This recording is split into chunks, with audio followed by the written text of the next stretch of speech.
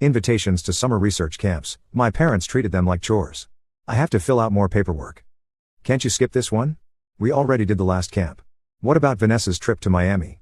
We can't be everywhere. They didn't realize those were the only things keeping me afloat. Recognition from strangers meant more than silence from my own blood. And it wasn't just neglect. Sometimes it felt like resentment, like my very existence, complicated the story they wanted to tell about our family. At school, I overheard my mom talking to another parent once. Elena? Oh, she's our little genius, she said, with a smile that didn't reach her eyes. A bit intense sometimes, but we're trying to help her be more normal. I remember retreating to the bathroom and locking the stall, gripping the edge of the toilet tank to keep from shaking. Even in moments when I tried to reach them, when I got into the gifted program, when I was accepted early to university, they responded with fear, not pride. Are you sure you're ready for that? You'll be so far away. Don't rush through life, Elena. It's okay to be ordinary. But I wasn't ordinary. I never had been. And Grandpa knew. He was the only one who didn't try to make me smaller. He once found me, crying behind the barn after Vanessa had told me I'd never be pretty enough to matter. I must have been 12. He didn't ask what happened. He just handed me a pocket-sized notebook and said, "Write the things they don't understand. One day the world will." That notebook stayed with me, through high school, through every failed experiment, every lonely lunch, every invisible birthday. It was my anchor. My armor. Now, sitting in this living room, with that same family across from me, pretending I didn't deserve any of this, pretending I was the selfish one, I felt the full weight of those years settle around me like armor reforged. They had spent a lifetime trying to dim my light.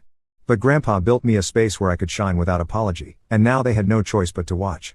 The silence, after the letter was read, didn't last long. Vanessa shot up from her chair, her face a flush of rage and disbelief.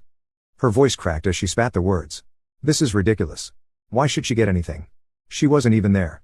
She disappeared for years, and suddenly she walks in and takes half of everything? The lab? The money?" Her eyes darted to Mom and Dad. "You said it was mine. You promised." My mother's face was blank, unreadable, but her fingers twisted in her lap like she was trying to wring water from air. "We had an understanding," Vanessa continued, her voice rising with every word. "I did what you asked. I played the role. I visited him when you told me to. I said all the right things. I was the perfect granddaughter." Her voice cracked. "You made me beg a dying man for his favor." That sentence hung in the air like smoke, after a gunshot. Even Grandma blinked. "And now I'm supposed to just share?" Vanessa let out a dry, bitter laugh. "With her." I looked up, slowly, meeting her eyes for the first time since I entered the room. I had no anger left, no fear, just clarity. "You didn't visit him because you cared," I said quietly. "You visited because you were told there'd be a reward." Vanessa froze. "You never spent hours with him talking about books or experiments or his garden," I continued, my voice calm. "You never sat by his hospital bed unless someone told you to. I may have been locked out by lies, but at least,